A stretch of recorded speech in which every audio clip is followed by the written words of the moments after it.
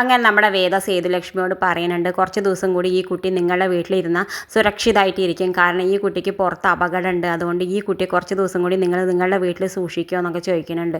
എന്തായാലും നമ്മുടെ തരുണാണെങ്കിലും അവൻ്റെ കുട്ടിയായിട്ടാണ്, രാധികയുടെയും അവൻ്റെയും കുട്ടിയായിട്ടാണ് കരുതിയത്. വേദ കുട്ടിയെ മരിച്ചിടൂ എന്നാണ് വിചാരിക്കുന്നത്. എന്തായാലും നമ്മുടെ സേതുലക്ഷ്മി പറയുന്നുണ്ട്, ആയിക്കോട്ടെ നിൻ്റെ കുട്ടിയെ ഞങ്ങൾ നോക്കാം, പക്ഷേ നീയും പോരണം എന്നൊക്കെ പറയുന്നുണ്ട്. എന്തായാലും നമ്മുടെ വേദ പറയുന്നുണ്ട്, ഞാനൊരു ജോലിക്കാരത്തിയായിട്ട് വരാമെന്ന് പറയുന്നുണ്ട്. എന്തായാലും നമ്മുടെ സേതുലക്ഷ്മി പറയുന്നുണ്ട്, നീ ജോലിക്കാരത്തിയായിട്ടില്ല, എൻ്റെ മോളായിട്ട് ആ വീട്ടിലേക്ക് വന്നാൽ മതി. നാളെ നമുക്ക് എല്ലാവർക്കും കൂടി ആ വീട്ടിലേക്ക് പോകും. ഞാൻ തരുണിനെ പറഞ്ഞ് മനസ്സിലാക്കിക്കോളാം എന്ന് പറയുന്നുണ്ട്. എന്തായാലും തരുണിനെ അറിയില്ല അത് വേദന കുട്ടിയാണെന്ന്.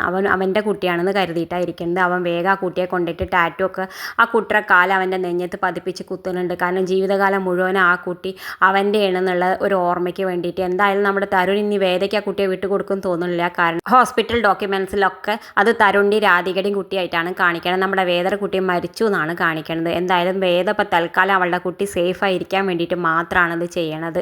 എന്തായാലും പിന്നെ കാണിക്കേണ്ടത് നമ്മുടെ വേദ കുട്ടിയോട് പറയുന്നത്, ഇപ്പം തൽക്കാലം നമുക്ക് ഒരു അങ്കിളുടെ വീട്ടിൽ പോയി ജീവിക്കാം, എന്നിട്ട് കുറച്ച് ദിവസം കഴിഞ്ഞിട്ട് നമുക്ക് നമ്മുടെ അച്ഛനെ കാണാം. എന്നിട്ട് അച്ഛനോട് പറയാം, എടാ വിക്രമാദിത്യ, ഇതാണ് ഈ വേദാളെ നിനക്ക് വേണ്ടി സൂക്ഷിച്ച രഹസ്യം എന്നൊക്കെ പറഞ്ഞിട്ട് ഞാൻ നിന്നെ മുന്നിൽ കാണിക്കുമ്പോൾ അച്ഛന് വലിയ സന്തോഷമാവും എന്നൊക്കെ പറഞ്ഞിട്ട് ആ കുട്ടിയെ കെട്ടിപ്പിടിച്ച് ഉമ്മയൊക്കെ വെക്കുന്നുണ്ട്.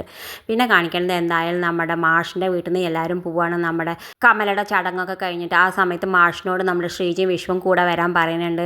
നമ്മുടെ നന്ദിനി എടുത്തിയാണെങ്കിൽ പറയുന്നുണ്ട്, അവരുടെ കൂടെ പോയി താമസിച്ചോളൂ, അതന്നെ നിങ്ങൾക്ക് അച്ഛന് നല്ലത് എന്നൊക്കെ പറയുന്നുണ്ട്. നമ്മുടെ മാഷ്ക്ക് മനസ്സിലാവുന്നുണ്ട് നന്ദിനിക്ക് മാഷ് അവരുടെ കൂടെ പോകുന്നത് ഒട്ടും താല്പര്യമില്ല എന്ന്. എന്തായാലും നമ്മുടെ മാഷ് പറയുന്നുണ്ട്, ഞാൻ എന്താ വേണ്ടതെന്ന് ആലോചിക്കട്ടെ, ഇപ്പം തൽക്കാലം നിങ്ങളൊക്കെ പോയിക്കോളി എന്ന് പറയുന്നുണ്ട്. എന്തായാലും നമ്മുടെ വിക്രമാണെങ്കിലും പറഞ്ഞ് ഏൽപ്പിച്ചിട്ട് നമ്മുടെ അച്ഛനോട് ഒറ്റയ്ക്ക് ജീവിക്കരുത് എന്ന് പറഞ്ഞിട്ടുണ്ട്. എന്തായാലും മാഷ് പിന്നെ വരാമെന്ന് പറഞ്ഞിട്ട് ഉള്ളിൽ പോകുന്നുണ്ട്. പിന്നെ കാണിക്കേണ്ടത് എന്തായാലും നമ്മുടെ സേതുലക്ഷ്മി തരുണിനോട് പോയി പറയുന്നുണ്ട്, നമുക്ക് കുറച്ച് ദിവസം ബ്രസ്റ്റ് ഫീഡ് ചെയ്യാൻ വേണ്ടിയിട്ട് നമുക്ക് വേദേനി നമുക്ക് കൂടെ കൂട്ടാമെന്ന് പറഞ്ഞിട്ട്. അവളുടെ പാവം അവൾക്ക് ആരുമില്ല, അവൾ പാവം ഇവിടെ ഒരു കോൾ സെൻറ്ററിലാണ് ജോലി ചെയ്തുകൊണ്ടിരിക്കുന്നത്. അപ്പോൾ അവളുടെ ഹസ്ബൻഡോ ചോദിക്കുന്നത് നമ്മുടെ തരുൺ, അയാൾ കുറേ കാലമായിട്ട് അയാൾ ഒരു ബന്ധമില്ല എന്നൊക്കെ പറഞ്ഞിട്ട്, അവൾക്ക് ആരുമില്ല, അവളൊരു പാവം കുട്ടിയാണെന്നൊക്കെ പറയുന്നുണ്ട്. നമുക്കിപ്പോൾ തൽക്കാലം നമ്മുടെ കുട്ടിയെ നോക്കാനായിട്ട് ഒരു കെയർ ടേക്കറായിട്ട് കൊണ്ടുപോകാമെന്നൊക്കെ പറയുന്നുണ്ട്. എന്തായാലും ഇനി നമ്മുടെ വേദ തരുണിൻ്റെ വീട്ടിലാണ് ജീവിക്കാൻ പോകുന്നത്, വേദിയും കുട്ടിയും. തരുണാണെങ്കിലും അത് തരുണിൻ്റെയും രാധികയുടെയും കുട്ടിയാണെന്ന് വിചാരിച്ചിട്ട് പൊന്നു പോലെ നോക്കുന്നുണ്ട്. എന്തായാലും ഇനി തരുണിൻ്റെ കയ്യിൽ നമ്മുടെ വേദയ്ക്ക് ഇനി ആ കുട്ടിയെ എങ്ങനെ കിട്ടുമെന്ന് നമുക്കറിയില്ല. കാരണം ആ കുട്ടിയെ ഇനി കിട്ടാൻ കുറച്ച് പ്രയാസമായിരിക്കും. കാരണം അവനൊരു വലിയ പോലീസ് ഓഫീസറൊക്കെ അല്ലേ. എന്തായാലും നമ്മുടെ 28 കഴിക്കുന്നുണ്ട്, ആ കുട്ടിയുടെ കേമായിട്ട് 28 കഴിക്കുന്നുണ്ട്. വേദയ്ക്കാണെങ്കിൽ ആ കുട്ടിയെ അങ്ങനെ എടുക്കാനും പോലും കൊടുക്കുന്നില്ല. വേദയാണെങ്കിൽ ആകെ വിഷമിച്ചിരിക്കുന്നുണ്ട് നമ്മുടെ തരുണിൻ്റെ വീട്ടിൽ.